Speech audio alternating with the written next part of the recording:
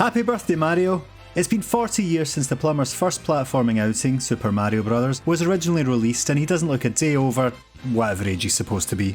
To celebrate this milestone, I'd like to do something a bit different than a video essay. I want to delve into some facts from across the series and its many offshoots, as well as its impact on wider culture, ranging from the funny and novel to the downright weird and sometimes shocking. So don your cap and overalls and let's take a warp pipe down memory lane as we look at 40 Mario facts for 40 Mario years.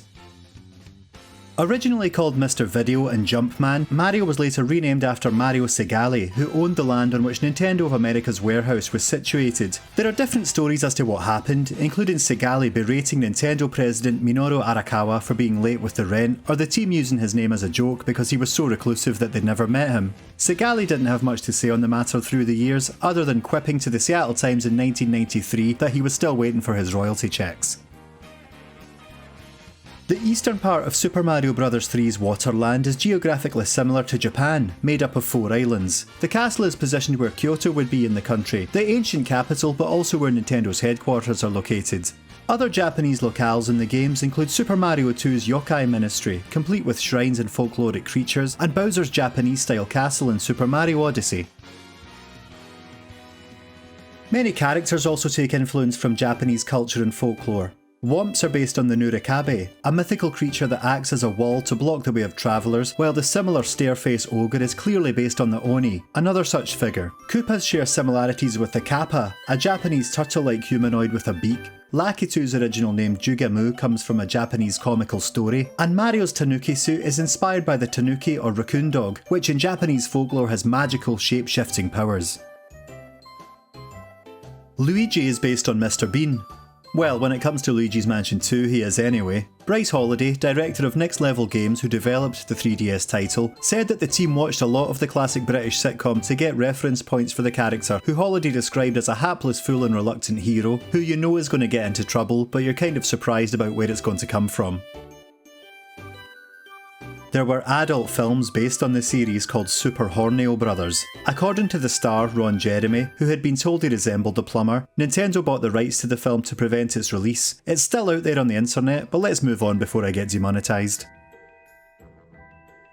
Shitamachi Ninjo Gekijo was a virtual magazine available via the Satellaview service on the SNES, kind of like a rudimentary online function. Ironically, Nintendo censored Super Horneo Brothers but officially licensed this, which at one point shows Mario killing Peach and Toad after finding them in a compromising position, then celebrating with a cigarette.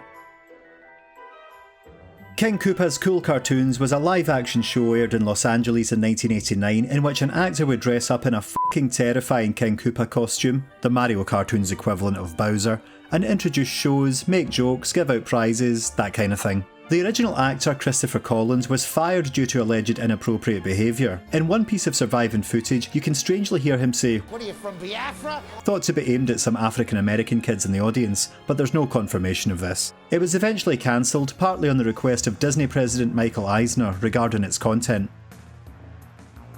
The skybox in Super Mario 64's Wet Dry World is made up of a combination of Shibam, Yemen, and the Muhammad Ali Mosque in Cairo, which funnily enough had previously appeared in the educational game Mario is Missing. Many players describe getting a sense of dread or loneliness while exploring this level, which has been dubbed a negative emotional aura.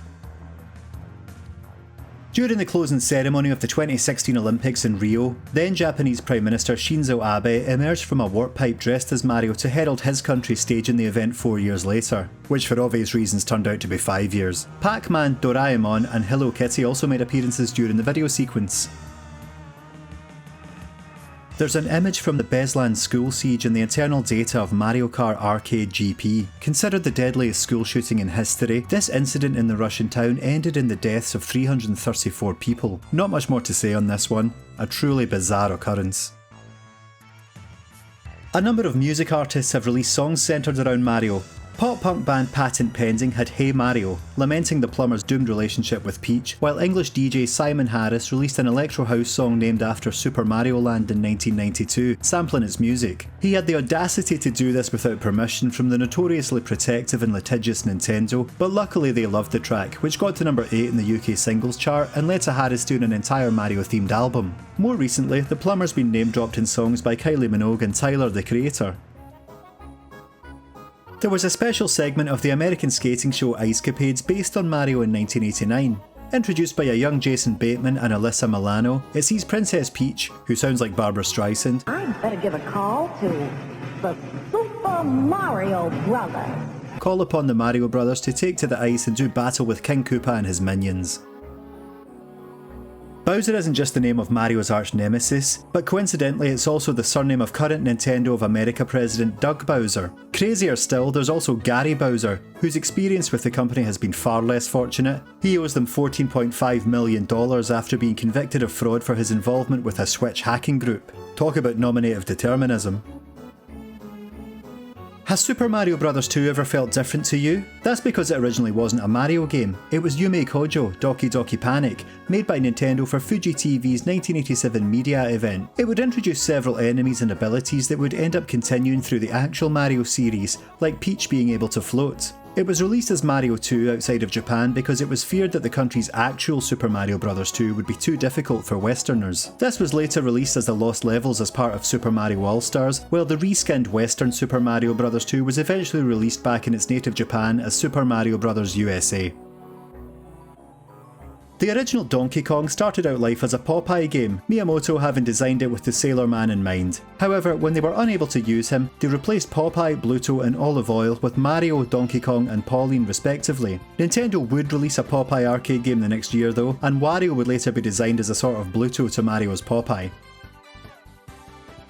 Charles Martinet has a Guinness World Record for the most voice credits as the same character, that being Mario. Not bad considering he crashed the audition at the last minute when a friend paged him as he was relaxing on the beach. His first credit was the Mario pinball table, which contained his vocal samples, although apparently they used them without paying him, and was released prior to Mario Teaches Typing, the first proper title to bear his dulcet tones. The original Super Mario Bros. Movie was the first to be based on a video game and set a precedent for such adaptations being terrible. It did establish the brothers' surname being Mario though, which someone suggested since they were known as the Mario Brothers, which would imply Mario was their surname. Miyamoto denied this at first, but has seemingly confirmed it since, perhaps just going along with the joke. Seth Gordon, producer of Pixels, has also expressed interest in making a Super Paper Mario movie.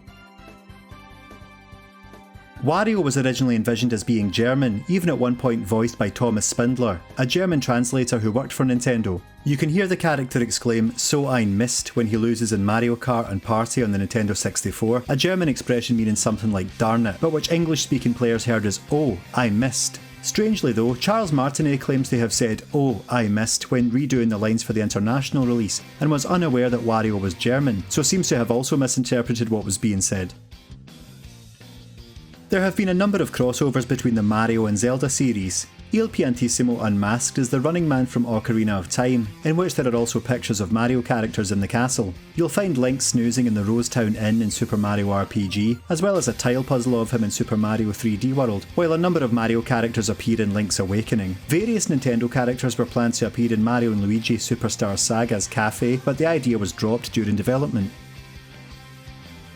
Some enemies have real-life influences. Chain Chomps were based on a dog that ran at Miyamoto as a child, which frightened him, but was held back by a chain, while Boos were based on director Takashi Tezuka's wife, who seemed shy but would angrily lash out at her husband when he returned home late from work. A stage in Super Mario Land 2 is made up of N and B blocks, one of many products that Nintendo made prior to stepping into the video game market. They started way back in 1889 to create Hanafuda playing cards. It was said that they even operated love hotels at one point, short stay establishments where couples could get intimate, but this is just an urban myth. Milli Vanilli appeared in the Super Mario Bros. Cartoon, kidnapped by King Koopa to perform a personal concert for Cutie Pie before being saved by Mario and the gang. They don't provide their own voices, although that's not surprising, considering the infamous lip syncers didn't even do that for their actual songs. Following this scandal, the music was removed from subsequent reruns. That is a good one. The first two Paper Mario games have a number of literary references throughout them. The final part of Flower Fields is reminiscent of Jack and the Beanstalk, Dupless is named after Rumpelstiltskin and other localizations, and the way he turns people into pigs from his hideaway is reflective of Kirke in Homer's Odyssey. The chapter's name is taken from Ernest Hemingway's For Whom the Bell Tolls, while the novelist from the first game is actually called Herringway. Chapter 3 of Paper Mario appears to be based on a Norwegian fairy tale, The Giant Who Had No Heart in His Body. The story is about a giant who cannot be killed as his heart is inside a duck stuck in a well in a distant church. The hero in the story defeats the giant by destroying the heart, much like the game in which Tubba Blubba's heart is at the bottom of a well inside a distant windmill, sitting in what looks a bit like a duck's nest, and attacking it is the only way to bring down the otherwise invincible boss. In Super Mario Bros. 3, you can hold down on this white block to make Mario fall behind the scenery in order to access a hidden item. This was referenced in the excellent Celeste 30 years later, where the same block makes a cameo and allows the player character Maddie to drop into the background to reach a blue heart. There's a clever play on words when it comes to the names of certain characters. Luigi transliterates into Ruigi in Japanese, which also means similar in that language. Wario, meanwhile, is a combination of Warui, the Japanese word for bad, and Mario, in reference to how he started off as the plumber's evil counterpart. Daisy might be named and designed in reference to her home, Sarasa Land, which were textiles imported to Japan in the 16th century and which commonly had floral patterns. There was a $1,000 reward up for grabs for anyone who could recreate a bizarre glitch in Super Mario 64's tick-tock clock experienced by speedrunner Dota Teabag in 2013, which for years was thought to have been caused by particles from space. Experts have since said this is unlikely, and it's been argued that hardware issues or other electrical interference could be more likely culprits, but the true answer remains a mystery. The Koopalings are all named after real-life musicians and pop culture figures. Lemmy is named after Lemmy Kilmister from Motorhead, Iggy after Iggy Pop, Wendy O. Koopa after Wendy O. Williams, Roy after Roy Orbison, Ludwig after Ludwig van Beethoven, and Morton after Morton Downey Jr. Nintendo employee Dave Brooks, who named them all, said that Larry was originally named for Larry Mullen Jr. from U2, but later said he just looked like a Larry. Additionally, Reznor is named after Trent Reznor from Nine Inch Nails, while Super Mario World introduced the Torpedo Ted enemy, which together with Bullet Bill forms a reference to the fictional wannabe rock stars Bill and Ted.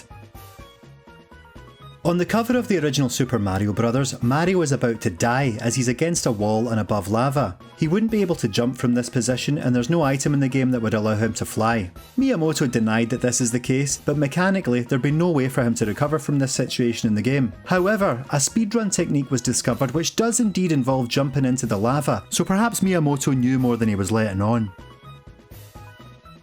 By clipping through the wall at the end of 1-2 in Super Mario Bros., you can trick the game into loading the wrong warp zone information, whereupon entering the leftmost pipe will take you to the so-called Minuswarp, an eternally looping version of 7-2. In the Japanese Famicom version, it'll take you to 3 different Minuswarp levels with weirder glitches. In fact, there are a grand total of 256 accessible in this version, but it involves swapping out the cartridge, putting in the tennis game, running around in that, then putting Mario back in. You'll then be sent to a new world based on the number of steps taken in tennis. How do people figure this stuff out?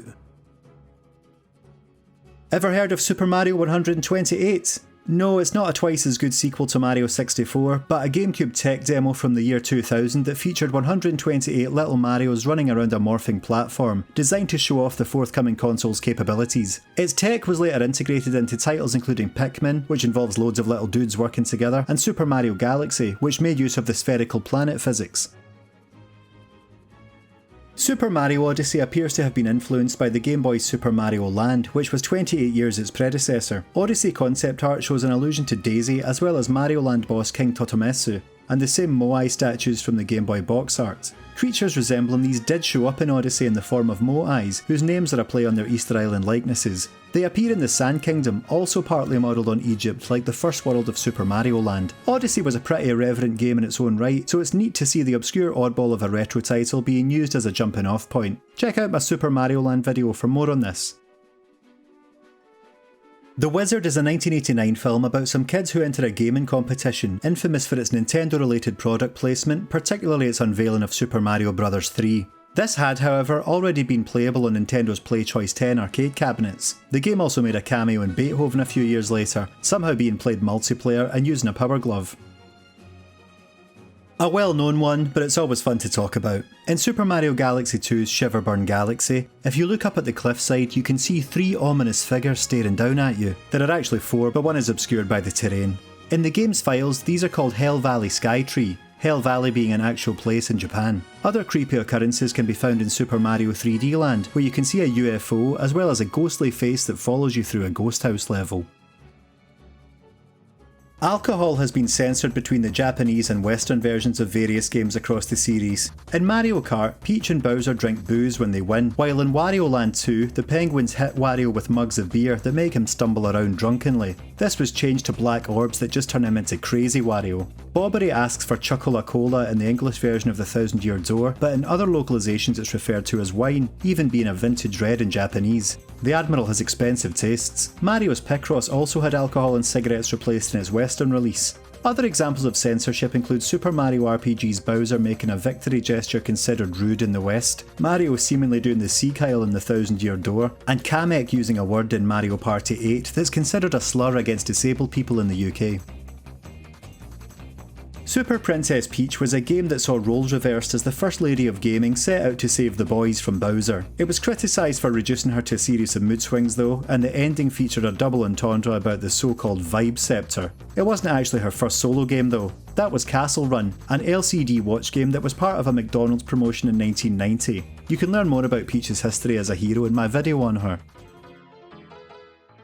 Mario originally had a gun. According to Miyamoto, the controls in the original game would have been up to jump, A to shoot bullets and B to dash. They had planned to have a shoot 'em up stage set on a cloud, but dropped it to focus on the platforming element. The sky-high bonus areas are a remnant of that idea. The genders of multiple characters have been inconsistent across the series. The most notable example is Vivian from the Thousand Year Door, suggested to be transgender in the original Japanese and certain localizations, but not English and German. This was changed in the 2024 remake, adding a line that she's come to see herself as a girl. Also in that game, Hooktail is female in the English version, but male in Spanish, while Bonetail in English is male, but female in German and Japanese. Birdo, meanwhile, was originally stated to be a male who prefers being referred to as a female called Kathy, but has since come to be seen as feminine, although the ambiguity has been the basis for in-jokes in certain games. In 2009, an international group of researchers found that playing Super Mario Sunshine led to people showing helpful behaviour in real life. Participants in Japan and Singapore were made to play either a pro-social title including Sunshine, a neutral or violent game. Afterwards, they were assigned a partner and tasked with setting them puzzles from a selection ranging from easy to difficult, the partner receiving a gift certificate for completing them. Those who played the pro-social games were significantly more likely to be empathetic when choosing puzzles for their partner. In the original Mario Party, several minigames involved rapidly rotating the analog stick. Many players, my young self included, found that it was easier to use the palm of your hand, but this would often lead to blisters and other injuries. Stateside, the New York Attorney General's office received many complaints, leading to Nintendo of America sending out protective gloves by way of apology. The US government once stole music from the Mario series. In 2019, the Environmental Protection Agency's Recycle City game was found to have used a track from Yoshi's Island DS. When questioned, a spokesperson said they were looking into whether the contractor who created the game had received permission or the extent to which permission was necessary. The music was removed shortly after. And there we have it. How many of these facts did you know? Any that surprised you? Maybe you have some of your own to share. Post them in the comments and stay tuned for new videos soon. Happy birthday Mario, they say life begins at 40, so hopefully there's a lot to look forward to in future. Thanks for the memories.